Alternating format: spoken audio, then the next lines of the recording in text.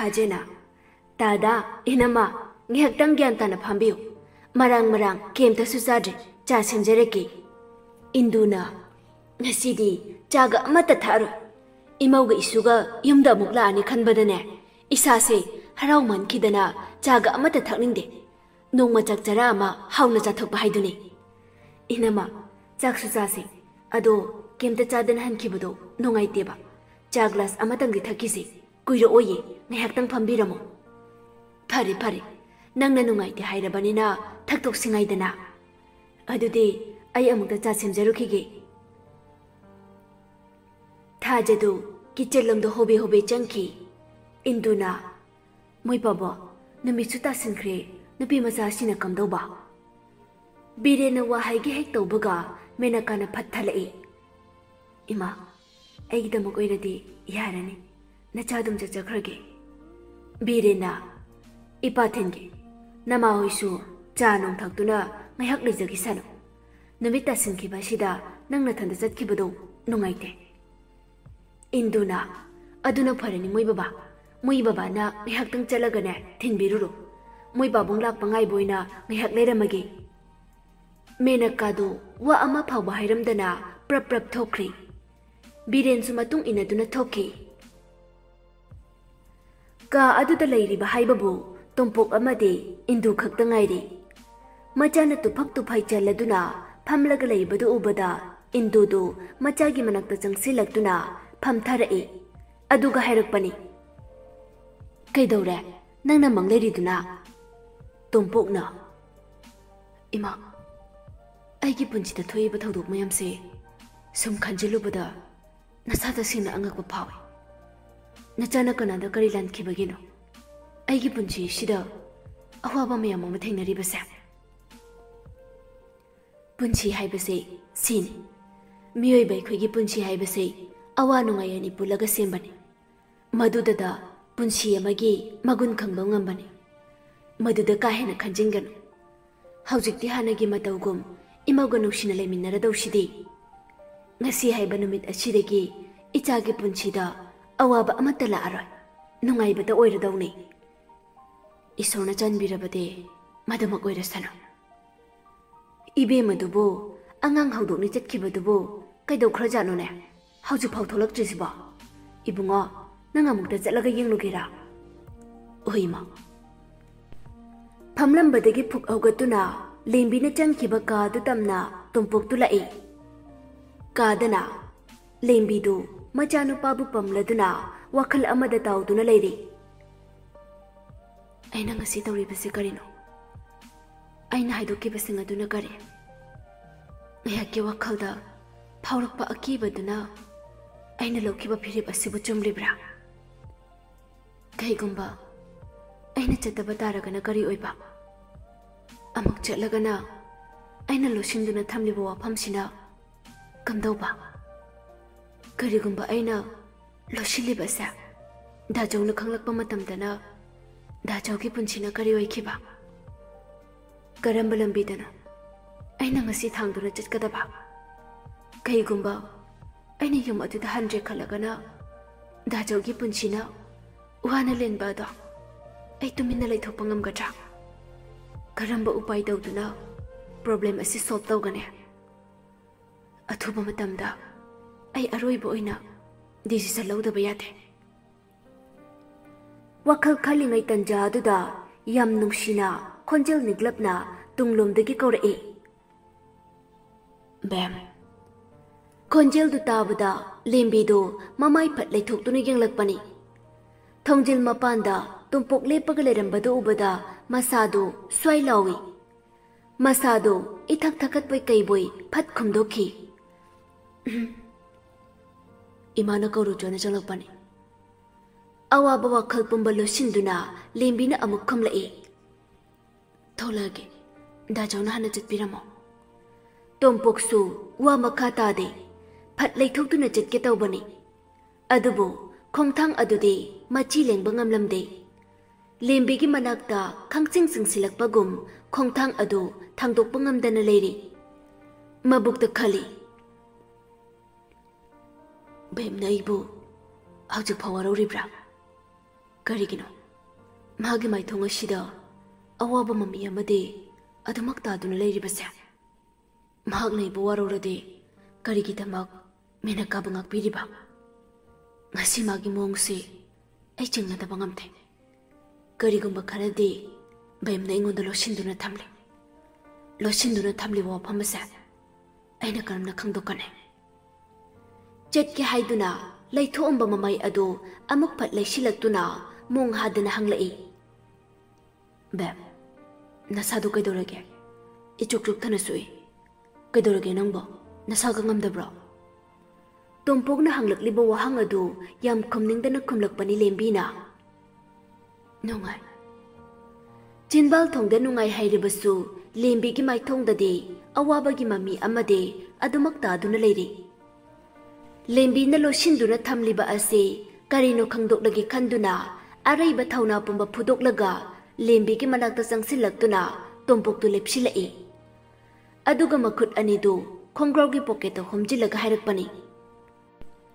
Beb, nang ingonda, karigumba karadi, loshinduna tamli haiba, ay jabjana kang. Nang na loshinduna tamli wada, karino, ingonda siyar taro. Nang yawa baduda, ay susaruk yahanbyo. Matam kara laptok naruraba, Tamoyanisa, Nasidi, Amuk Amato in a Pulane. Mikubashida, Nangi Tamoy the lady Awabado, Amon the Kangalo. Ain Hinglibasa, Nangi the Mugnibem. Limbina what I do to the Kumlakpani. Imahoina Ngairibane, Tose. Beb, what I don't know Bonagano. Ain Hanglibo Hangaduge, Bokompami. Limbido, what Amata Hiram Dana, Pat Late Oga. Ka adu dagi chatki getawi. Tompok na lembi ki mamangda phat lepsilaktuna lembi na chatkadaba lambi ado thachinduna thami. Dajo, kaina tawrisiba. Ima hoina uraga lana khankini mapanda those. Aina hanglibo hangadugi bakhum pame. Karamba dajo gi wahangi bakhumno aina pidoisa. Beb, aikhoini se ngasi marang khak narakpa Tengnarakpa nate. Tamoy masak khangnaduna yumpan minarakpani. Ngasi phawba aige awaba matamda nangna saruk yaduna talakkhibani. Nangnasu nangi awaba mikopda aingonda share tawfam thoktabra. Pharabasu phatrabasu aisa nangi na puroibani. Kariginu nangna aingonda walosinabo nariba. Ngasi phawba aina dajoki maphamda arotpa amata thamkhiba leite. Aduga, ngashina karigino, nang nawalo libasa. Dajauna, wakalena kanjin bay, ay bulana ubani. Pare, adude, nangi namit aniduna, ay ngonda muna yung lagamuk tahiro. Karino haido isa. Ay ngonda, walo te haina. Lembidu, tumpok ta muna yengi. Ngayak di makoy animak, mit kamit chane. Tumpoki matawadu uraga, lembi ki mitlu anidage, Pirangs ihaurakli.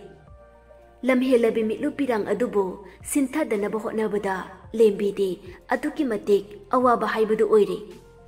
Jinbal du kang thoktuna, tompokta, wahay ama paw haizaba sungam dana, mamit koptaba makai, tompok pu yingduna lairibani. Bam, kay dori tumin na lairade. Ay, nangi wada gadugi ngairi. Ngayhak tumin na lairaga, lembi na hairae. Dajo, ay dajo biyam nung si. Ay namaram oiraga, dajo buuhan bapamte. Dajo nawabada, ay ki imit asina, ihingduna laygadaw saruk bude. Taibang pansi thadokduna, chatkiban henapay. Madumak na ni. Ay na dajo da, ay ipukningyo iba mataso, iningtam na haijabang amjibase. Dajo na di, ay bulana lauram gani. Laupam sutuwe. Dajaw bulande khangna yamadu thadokduna ipamlamdam asida lakhibari.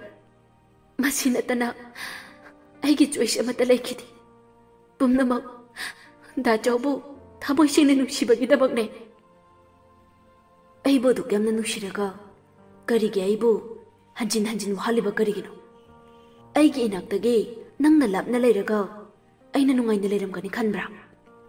Punsigi awa nungai kayada saruk yaminasi haiduna nang ai punchilai punchemkhibani thamoi amana awaba taraba matamda thamoi amana nai thaiduna chatpa ngamlibasibu nungsiba kaubrane nungsibagi mafamdadi yeknaba kaya sulaksana awaba kaya sulaksana pumnamak mayuknaba ngamgadabani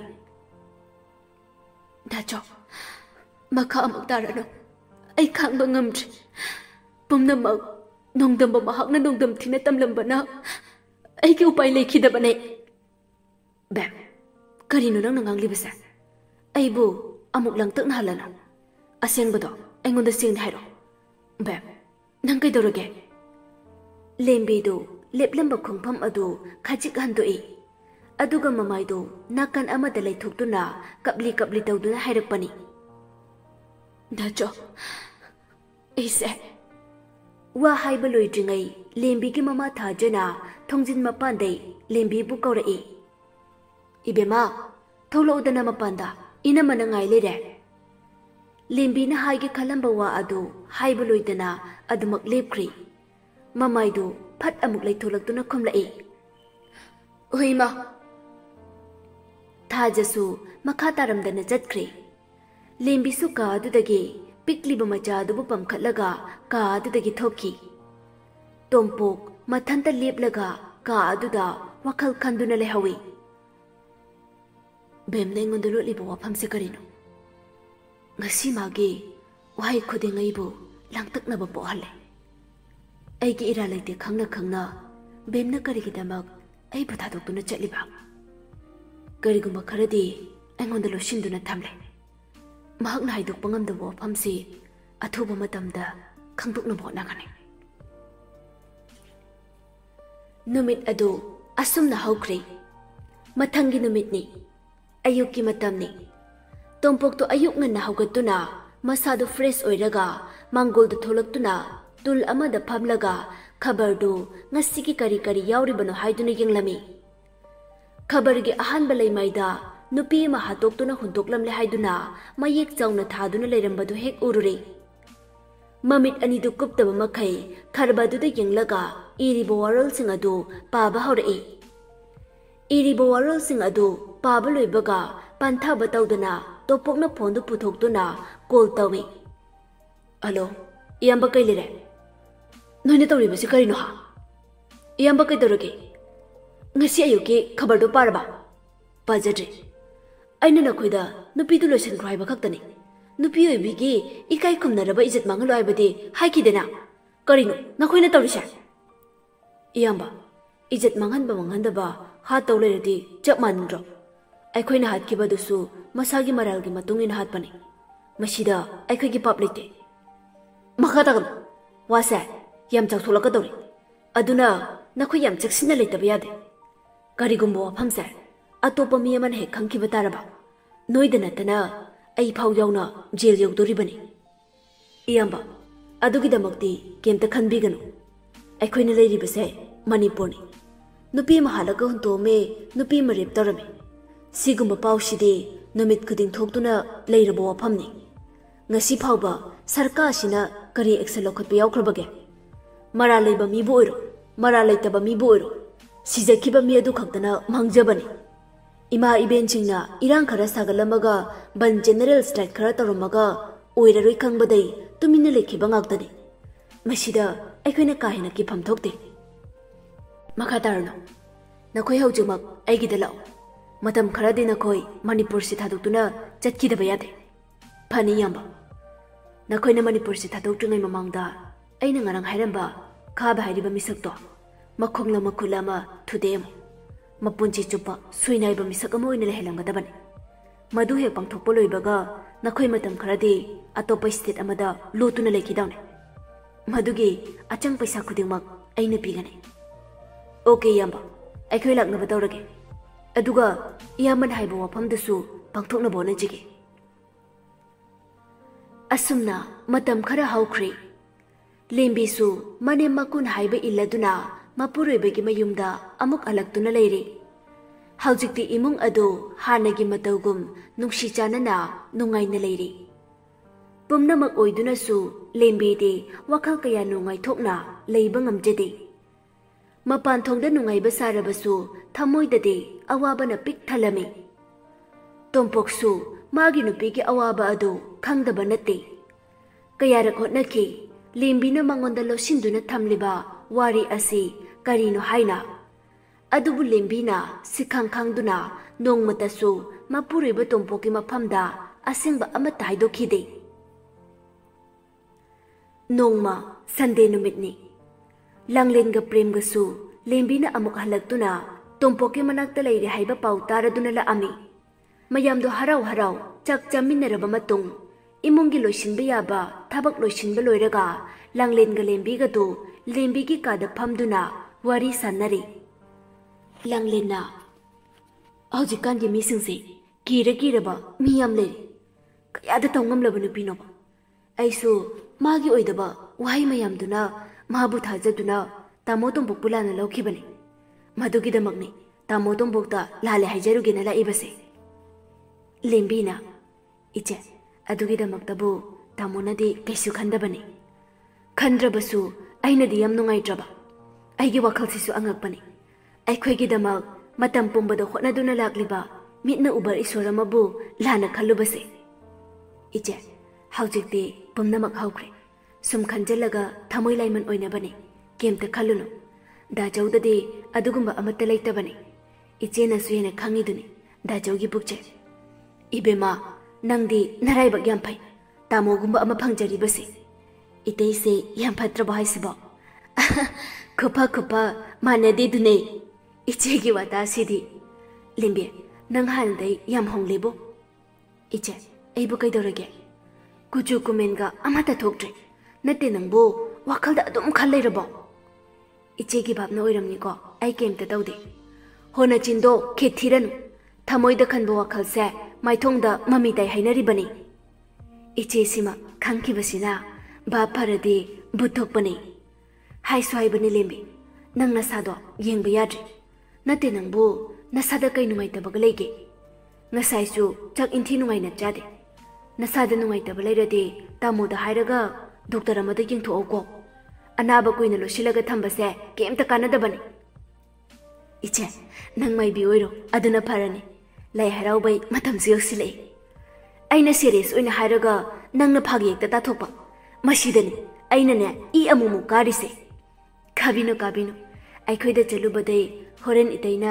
sakthi jilena ne salan amuktanani pilabani aidi asumna makhoi ani wari sanaringai tanja duda lembi gi phone du khinglai nakanda lairiba phone adu ta paikhatuna yengbada mama thaja oirami langlenda haifit yengaga hairei iche ihek famlamuko emergency call amalai ai wari sanaraga amuk janglake si hairamaga lembi du ka adudage phathoki langlena wa haibaga nang haude lembi thokraba matung langlendu mabukda khali tamona haibado soidana chumgani lembina aikhoi miyamgi maphamda karigumba kharade loshinduna thamle kanagi phone laisina aigi nakta sanaba yadaba warisina kari wari wariba lembi sa hanaga yamanatre mahakna lauriba saklona sina karamba saklona thangnaba kadana lembidu mamaga wari sanari ima adudi aikhoi hauji kaidogane ibema nang kimta khanganu imaga nang babaga su kanna honare ichagdamaga aikhoi leriba sidi ima ayamna ware da jawsu aigi tawasida chingnaba mali da jawna hanglakpa wahangi paukhum pina wonabada awaba amamuk hablare asengba khuding haidoklase haibasu nangne sikhang khangdana hek yade do ima hajik asengba haidokpagi matam nate nasa phana warabasu khangane aina maram oiraga da jawna wabado ei pamdi e pharisi icha sidi kemta khalun wakhaldo nungaina leitho handak hapta siphaw manungda thabak sei pangthoknaba tawrasi nang babagi mamanaba masu kanna chenduna hotnare isa kaisu tawri aikhoigidamak isor leiridana ima ei thamage horena muk tawrage hoi ado nang hidak singdo matam chang naina di chai ko Nangna chari hidak sing adude ibungadi khangbra? Khangdi, adu khangadi soinaroidro. Phare phare, isorna tamba ma lakjarani. Adudi ima thamage ko, wakhaldo kahena khanjingaru. Imana phanaba loina silakane. Oima, adudi thamage. Thamo thamo. Phone thamkhraba matung lembidu ka adudagi tholatke haiduna mamai phatlai tholakpada thongjin mapanda tompok tu lepaga lerami. Madu ubada lembi masadu swai lawi. Pakhatpana suloire. Makuta pairamba mobile do makada takiba khangaude.